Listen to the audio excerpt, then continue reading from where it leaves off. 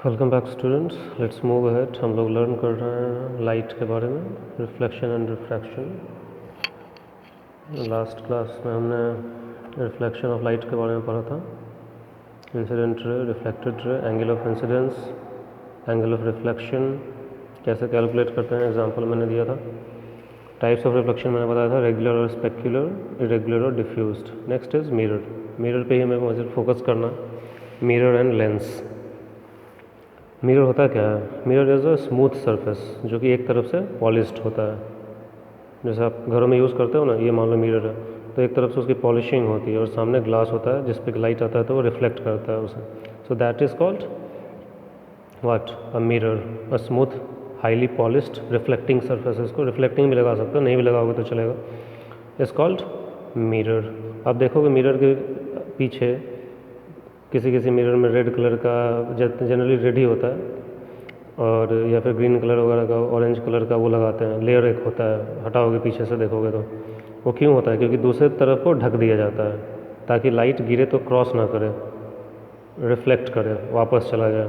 क्योंकि मुझे अपने आप पे किसी चीज़ को देखना है, तो अगर वो कुछ नहीं रहेगा, सिंपल ग्लास लोगे तो क्या हो जाएगा? लाइट आएगा और क्रॉस कर जाएगा।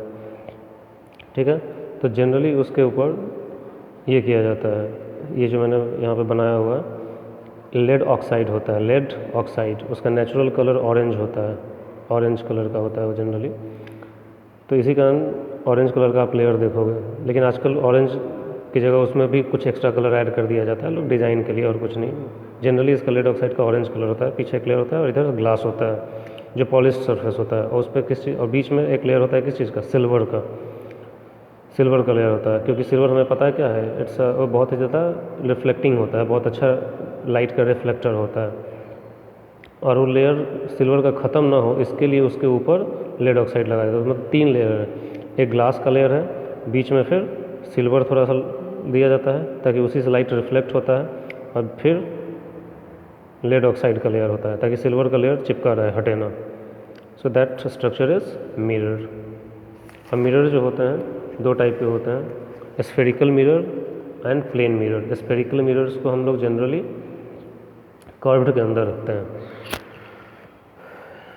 प्लेन मैंने बताया क्या? स्मूथ पॉलिश है, वो प्लेन सरफेस होता है, उसका कोई कर्विंग नहीं होती है, प्लेन सरफेस, जो जनरली हम लोग घरों में अपना चेहरा वगैरह देखने के लिए यूज़ करते हैं। ठीक है, दूसरा होता है कर्व्ड। अब इसका जो रिफ्लेक्टिंग सरफेस होता है वो कर्व होगा। कर्व क्या है? इस तरीके से, इस तरीके से, इस तरीके से, कुछ भी कर्व। तो एक मिरर जिसका रिफ्लेक्टिंग सरफेस, जैसे कि लाइट रिफ्लेक्ट होगा, अगर वो कर्व है तो उसे बोलते हैं कर्व्ड मिरर, और जिसका रिफ्लेक्टिंग सरफेस प्लेन होता है उसे बोलते हैं प्लेन मिरर। अब ये जो कर्व्ड मिरर है 2 टाइप के होते हैं, स्फेरिकल एंड पैराबोलिक। हमें पैराबोलिक नहीं पढ़ना, हमें सिर्फ पढ़ना है स्फेरिकल। स्फेरिकल क्यों बोलते हैं?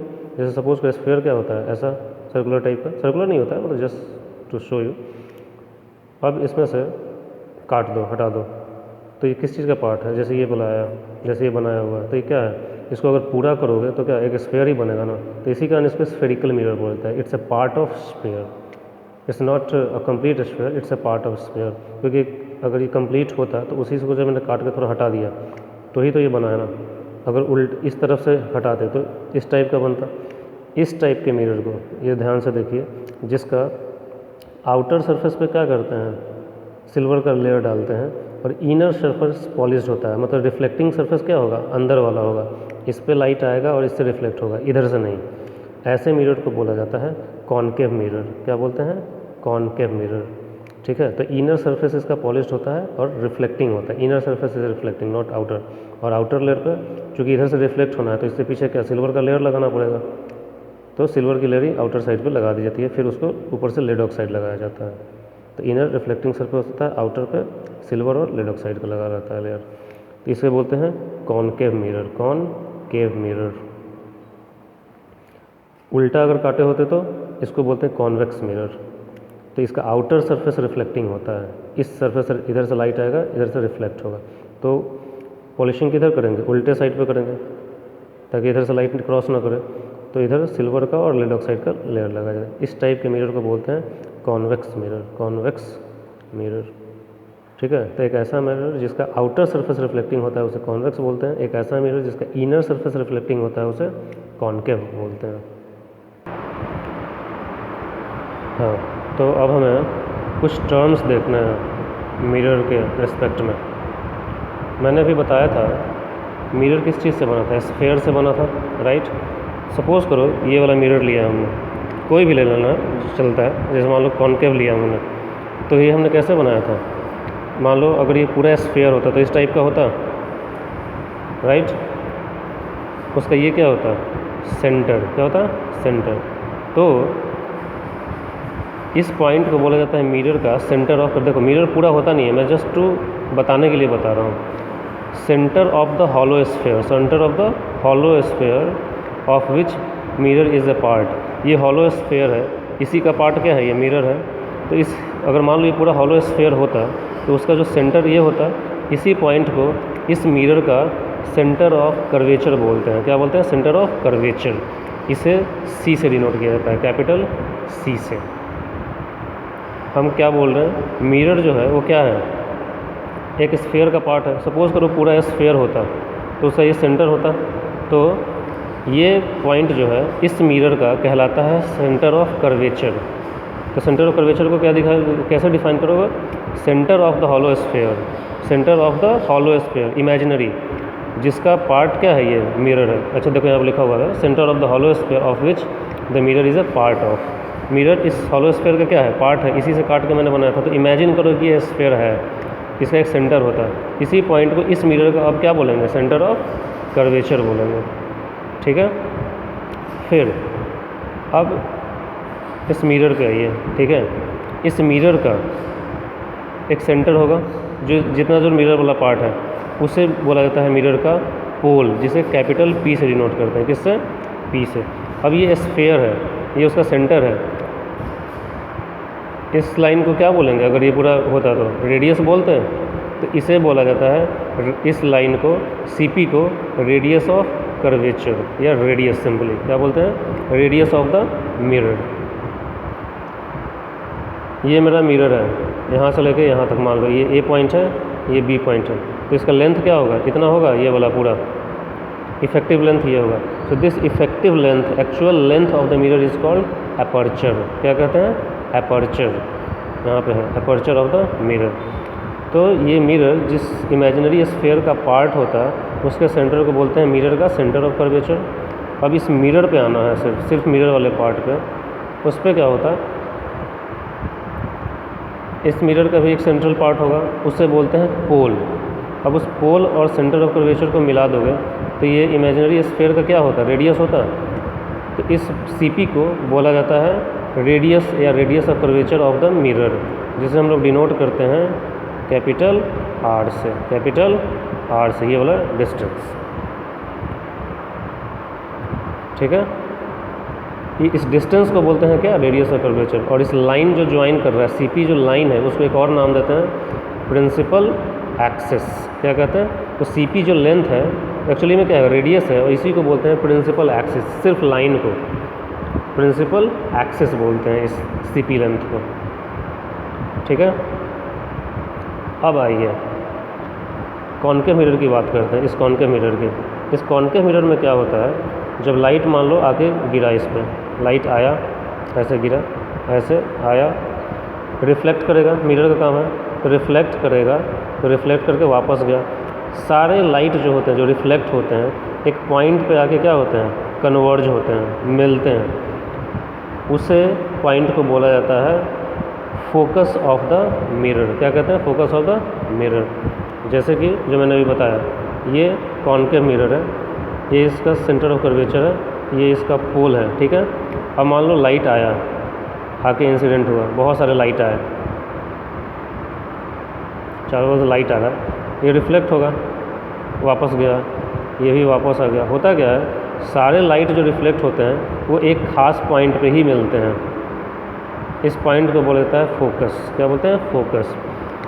तो लाइट रिफ्लेक्ट जो क्या हो रहा है, कन्वर्ज हो रहे हैं, मिल रहे हैं, एक ही जगह पे कन्वर्ज हो रहे हैं। इसी कारण कॉनकेव मिरर को एक और नाम दिया जाता है कन्वर्जिंग मिरर। क्या बोलते हैं, कन्वर्जिंग मिरर। और जिस पॉइंट पे कन्वर्ज होते हैं उसे बोलते हैं फोकस ऑफ द मिरर। क्या कहते हैं, focus of the mirror. Convex mirror के केस में यही चीज़ समझो, इसका आउटर सरफेस क्या होगा, रिफ्लेक्टिंग होता है, लाइट आया और डाइवर्ज हो जाता है, यहाँ पे कहीं पे मिलते हुए नहीं दिखेगा, आया रिफ्लेक्ट हो गया, आया रिफ्लेक्ट हो गया, किसी पॉइंट पे मिलेगा नहीं एक्चुअली में। लेकिन इसको अगर पीछे की तरफ बढ़ाओगे तो ऐसा लगेगा ना कि कहीं एक जगह पॉइंट पे आके मिलता, अगर क्रॉस करता तो एक्चुअली में यहाँ पर मिल नहीं रहा है। होता क्या, ये इमेजिनरी पॉइंट है। अगर मैं इस लाइन को पीछे की तरफ बढ़ाता तो मैं इमेजिन करता कि हाँ यहाँ पे ये मिल रहा है, तो ये इमेजिनरी पॉइंट है। तो कॉन्वेक्स मिरर में एक्चुअल फोकस नहीं होता है, वो इमेजिनरी फोकस होता है। तो इसको कोई इसी फोकस को कॉन्केव मिरर मैंने क्या बोला, it's a point of actual convergence, point of actual convergence. और यहाँ पे क्या होता है, it's a point of imaginary convergence, क्योंकि मैं रिफ्लेक्टेड रे को बढ़ाने की कोशिश करूँगा। ये लाइट आया, रिफ्लेक्ट हुआ, अब इस रिफ्लेक्टेड रे को पीछे की तरफ खींचो, यहाँ भी ये लाइट रिफ्लेक्ट हुआ, इसको पीछे की तरफ खींचो, यहाँ भी ये लाइट रिफ्लेक्ट हुआ, पीछे की तरफ खींचो। देखोगे लगेगा कि उल्टे साइड पे अगर मैं ये इमेजिनरी लाइन ड्रॉ करूँ तो हो सकता है यहाँ पे मिलता। इसी इमेजिनरी पॉइंट ऑफ कन्वर्जेंस को बोला जाता है फोकस ऑफ कॉन्वेक्स मिरर। ठीक है, इसको बोलते हैं फोकस ऑफ कॉन्वेक्स मिरर। लेकिन एक्चुअली में यहाँ पे होता क्या है, कन्वर्ज नहीं होता है, रिफ्लेक्टिंग सरफेस से डाइवर्ज होता है, लाइट आता है इधर उधर भागता है, फैल रहा है, डाइवर्ज होता है। तो convex mirror is called diverging mirror. ठीक है, ये टर्म्स आपको याद रखना पड़ेगा, centre of curvature, pole, radius of curvature. इसी लाइन को प्रिंसिपल एक्सिस भी बोलते हैं। Effective length of mirror is called AB, length is called aperture. Point of convergence of light is called focus. अब ये फोकस जो है मान लो यहाँ पे है, ठीक है, मान लो यहाँ पे लाइट आगे मिला, तो इस फोकस को कैपिटल F से डिनोट करते हैं। किससे, कैपिटल F से। और फोकस और पोल के बीच का जो लेंथ होता है उसे बोला जाता है फोकल लेंथ, और स्मॉल f से डिनोट किया जाता है इसे। किससे, स्मॉल f से डिनोट करते हैं। तो C is what,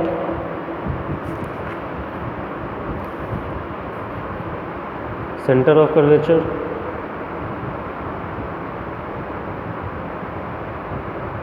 P is pole, F is focus मतलब पॉइंट ऑफ कन्वर्जेंस। C और P के बीच का जो डिस्टेंस होता है उसे बोलते हैं रेडियस ऑफ कर्वेचर। P और F के बीच का जो डिस्टेंस होता है उसे बोलते हैं फोकल लेंथ। ये फोकस का लेंथ डेफिनेशन लिखा हुआ है, the point of principal axis where the reflected rays इधर एक्चुअली कन्वर्ज और अपीयर टू कन्वर्ज। यही चीज़ मैंने बोला ना, यहाँ पे कॉन्केव मिरर में क्या हो रहा था, एक्चुअली में आके कन्वर्ज करते हैं, और यहाँ पे अपीयर होता है, इमेजिनरी है। जैसे लगता है कि अगर मैं पीछे बढ़ाता तो यहीं पे आके मिलता वो रिफ्लेक्टेड रे को, अगर मैं पीछे की तरफ खींचूँ तो। लेकिन होता क्या, एक्चुअली में डाइवर्ज होता है कॉन्वेक्स मिरर में। तो इस तरीके से इसको डिफाइन किया गया है, the point of principal axis. Principal axis पे ये पॉइंट है, मतलब इस लाइन पे ये पॉइंट है जहाँ पे लाइट्स एक्चुअली में कन्वर्ज होते हैं और अपीयर टू कन्वर्ज। ठीक है, in case of concave mirror reflected rays actually converge, इसी कारण इसको कन्वर्जिंग मिरर भी बोलते हैं। लेकिन कॉन्वेक्स मिरर के केस में रिफ्लेक्टेड रेज कन्वर्ज होते नहीं हैं but appear to converge at focus, इसी कारण इसको डाइवर्जिंग मिरर भी बोलते हैं। ठीक है, focal length, distance between focus and the pole. फिर से एक बार मैं आपको समझा दे रहा हूँ। जैसे ये कॉन्केव मिरर है, ठीक है, तो ये वाला कहलाता है सेंटर ऑफ कर्वेचर, ये पोल कहलाएगा। मान लो यहाँ पे लाइट मिल रहा है तो इसे फोकस बोलते हैं। ये डिस्टेंस कहलाता है रेडियस ऑफ कर्वेचर, और ये डिस्टेंस कहलाता है focal length, R is radius of curvature, F is focal length. कैसे, FP डिस्टेंस, FP, और रेडियस ऑफ कर्वेचर क्या होता है, CP डिस्टेंस। ठीक है, लॉज ऑफ रिफ्लेक्शन मैंने आपको बता दिया, पहले ही बताया था, ये हर एक मिरर के लिए एप्लीकेबल। यही चीज़ अगर मान लो कॉन्वेक्स मिरर में कर दें तो कैसे होता है। ये कॉन्वेक्स मिरर है, लाइट आया, ये मान लो उसका क्या हो जाएगा, पोल हो जाएगा। ये दूसरी जगह करते हैं, यहाँ पे करता हूँ। ये मान लो कॉन्वेक्स मिरर है तो ये क्या हो जाएगा, पोल हो जाएगा। ये आया लाइट, सॉरी ये स्फीयर का पार्ट है, तो ये मान लो क्या हो जाता है, इसका सेंटर ऑफ कर्वेचर इधर। तो एक सेंटर ऑफ कर्वेचर एक्चुअली क्या होगा, इधर भी होगा इसका। मान लो यहाँ पे भी है, लाइट आया, इधर इसलिए लगाते हैं ताकि इसका रिफ्लेक्टिंग सरफेस क्या होता है, एक्चुअली में ये है, लेकिन इधर इसलिए लगाते हैं क्योंकि रिफ्लेक्टिंग सरफेस ये है मेरा, लाइट आएगा, आया लाइट, डाइवर्ज होगा, सब डाइवर्ज होंगे, इधर उधर भागेंगे, इसको इस तरफ एक्सटेंड करो, ये पोल है तो यहाँ पे लगेगा, यहाँ पे आके मिल रहा है, तो इसी पॉइंट को बोलते हैं फोकस। तो ये पी एफ डिस्टेंस क्या हो जाएगा, फोकल लेंथ हो जाएगा। सी पी डिस्टेंस क्या हो जाएगा, रेडियस ऑफ कर्वेचर हो जाएगा। ठीक है, लॉज ऑफ रिफ्लेक्शन में ऑलरेडी आपको पढ़ा रहा हूँ, ये सॉरी बता चुका हूँ मैं, क्या मैंने बताया था, angle of incidence sorry incident raise, reflected raise और नॉर्मल, तीनों एक ही प्लेन पे होते हैं।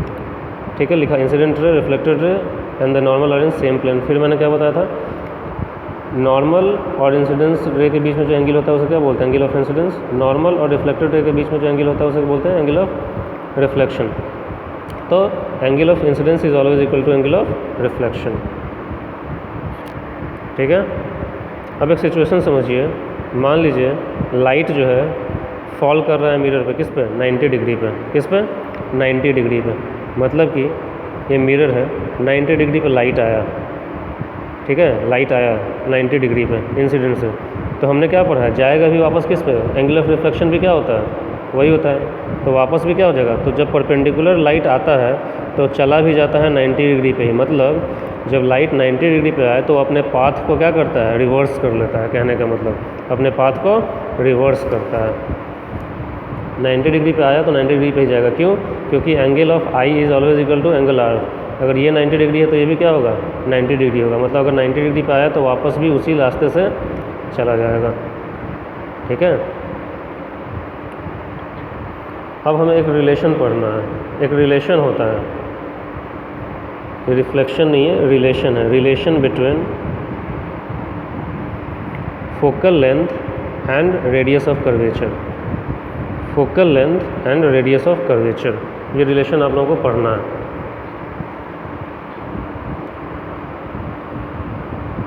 ठीक है, रिलेशन पढ़ना है, एफ और आर के बीच में क्या रिलेशन है, फोकल लेंथ और, मान लो कि मिरर बनाते हैं, कॉनकेव मिरर बनाए, आप कॉन्वेक्स मिरर से भी कर सकते हो, कोई दिक्कत नहीं है, क्योंकि ये फॉर्मूला सबके लिए एप्लीकेबल होता है, for all mirrors, for all mirrors है, कहीं भी ये फेल नहीं होता है।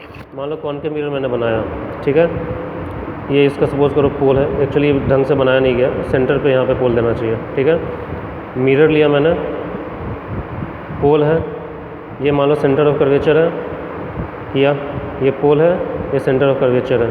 ठीक है, मान लो एक लाइट आया, इंसिडेंट हुआ, वो रिफ्लेक्ट हो गया, चला आया, लाइट प्रिंसिपल एक्सिस पे जिस पॉइंट पे मिलता है उसको क्या बोलते हैं, फोकस मिलता है। हमने बोला था ना, जिस पॉइंट पे आके मिलता है उसे फोकस, यहाँ पे एक्चुअली आके मिलेगा वो, मान लो इधर से भी होता तो ये भी यहीं पे आके मिलता। ठीक है, ये रिफ्लेक्टेड इंसिडेंट रे है, ये रिफ्लेक्टेड रे है। एक नॉर्मल बनाओ, बीच में नॉर्मल बनाते हैं, सी से हमने एक नॉर्मल बनाया। ठीक है, नॉर्मल और इंसिडेंट रे के बीच का एंगल क्या कहलाएगा, आई कहलाएगा, एंगल ऑफ इंसिडेंस। नॉर्मल और रिफ्लेक्टेड रे के बीच का एंगल क्या कहलाएगा, एंगल ऑफ रिफ्लेक्शन। ठीक है, सी और पी ये गलत है, ये वाला लेंथ आर होगा ना, ये लेंथ आर है। ठीक है, सेंटर से पोल का डिस्टेंस आर कहलाता है ना, ये वाला आर होगा। ठीक है, तो ये डिस्टेंस यहाँ से लेके ये आर हो गया। ठीक है, और ये वाला लेंथ क्या होगा, फोकल लेंथ होगा। ठीक है, अब मान लो नाम दिया हमने इसको, A B, centre of curvature C, focus को एफ नाम ही देते हैं, ये पी है, दिया हमने, ये एंगल ऑफ इंसिडेंस है, तो ए बी और सी ये वाला एंगल क्या होगा, angle of incidence. Angle of reflection क्या होगा, C B F, angle of R, C B F आ जाएगा। ठीक है, अब देखो दो पैरेलल लाइन, ये वाला एक पैरेलल लाइन होगा और ये वाला एक पैरेलल लाइन है, ऐसे हमने क्या पढ़ा है, ऑल्टरनेट एंगल, ये एंगल ये है तो ये वाला एंगल भी बराबर होगा, पढ़ा है मैथ्स में।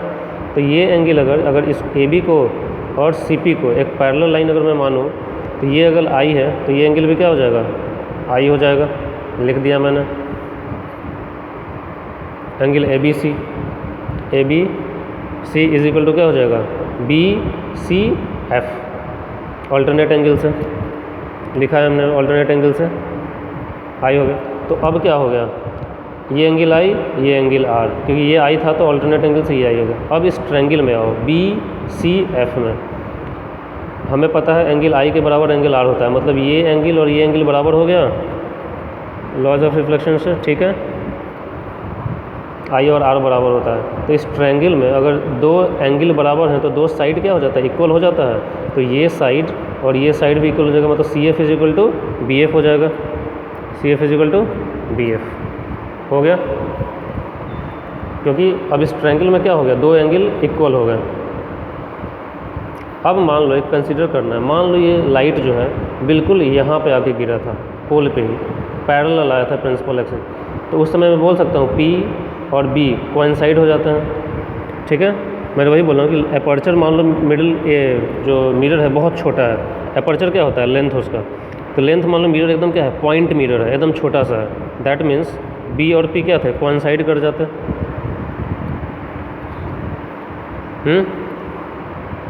ध्यान दीजिएगा, एक कंसिड्रेशन है, एक एजम्पशन है, आपको मानना है कि B जो है मान लीजिए बिल्कुल P, मतलब मिरर बहुत ही छोटा था, बहुत ही पॉइंट मिरर है, वो बहुत ही छोटा है मान लीजिए, ठीक है। तो B पॉइंट एक्चुअली क्या होता है, P पॉइंट होता, तो उस समय मैं लिख सकता हूँ BF लेंथ और FP लेंथ क्या होता, इक्वल होता, क्योंकि ये पॉइंट भी कहाँ है, यहाँ पे है, तो ये BF या FP ये पॉइंट भी यहाँ पे है, तो इक्वल ही होगा दोनों पॉइंट, ठीक है।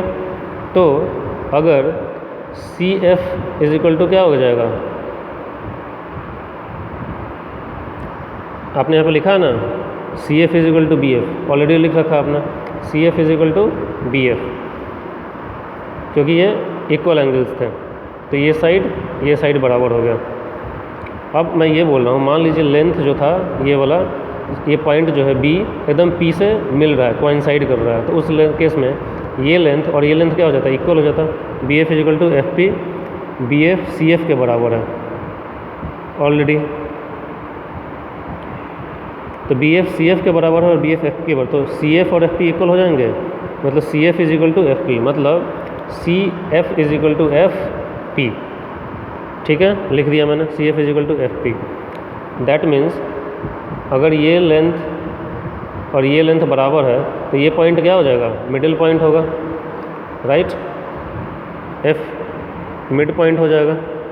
अगर ये F है, इस टोटल लेंथ को क्या बोलते हैं, R बोलते हैं, उस केस में मैं ये लिख सकता हूँ FP is equal to CP/2, ये लेंथ इक्वल है, ये लेंथ इक्वल, ये दोनों लेंथ इक्वल है, तो FP को मैं बोल सकता हूँ ये टोटल का क्या है, हाफ है, क्योंकि मिड पॉइंट है, तो वही चीज़ लिखा मैंने, FP इज़ व्हाट, CP/2।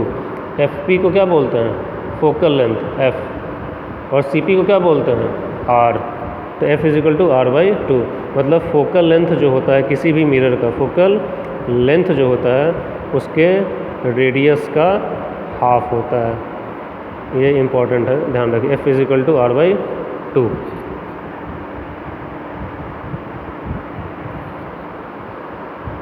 ठीक है,